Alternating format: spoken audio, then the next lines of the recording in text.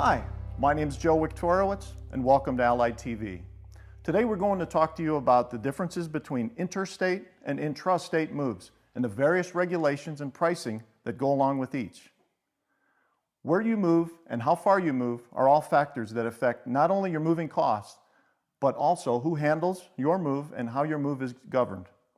It's important that you recognize these factors before your big day to save yourself surprises on the bill or other hassles.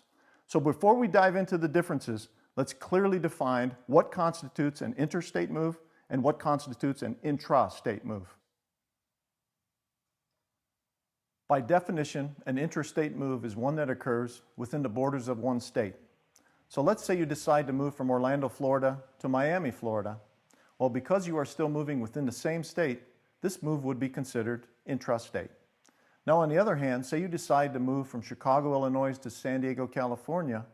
Since this requires you to move between two different states instead of within one, this would be considered an interstate move. By definition, an interstate move is just this, a move between two states. So now that you understand the definitions of both types of move, let's take a look at the cost and regulation differences between the two. First up, intrastate moves. Intrastate moves and moving companies are state regulated, and the moves are usually priced according to an hourly rate that has been filed with the state regulatory body or by the weight and miles.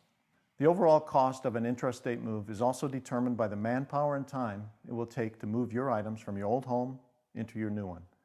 Keep in mind that the larger your current home and the more rooms you have, the larger your moving crew will need to be. An intrastate move is typically handled solely by your moving company. Next, let's talk about interstate moves. Unlike intrastate moves, which are state regulated, interstate moves and moving companies are federally regulated, operating using tariffs. These tariffs provide the terms and conditions of your contract with the moving company and a schedule of rates and charges that the movers use to determine your final moving cost. When it comes to pricing, interstate moves are priced according to tariffs, total weight of all the items being moved, and the distance it will take to get you from your current residence to your new home. An interstate move is handled by the National Moving Company. Now that you know the differences in pricing and regulations between interstate and intrastate moves, let's briefly go over some of the legal stuff you should know before moving day. If moving interstate, make sure your mover has a US DOT number, is registered with the FMCSA, and has the proper level of insurance. If they do not, they are breaking the law. A US DOT number is required by all companies that move cargo through interstate commerce and serves as a unique identifier when collecting and analyzing a company's safety information.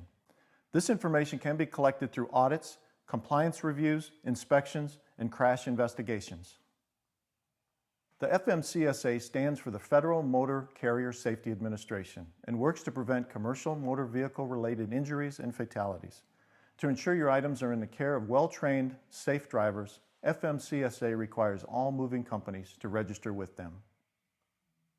So whether you're moving within one state or from state to state, now you'll know what to expect in terms of identifying your mover, how moving costs are determined, regulations, and legalities.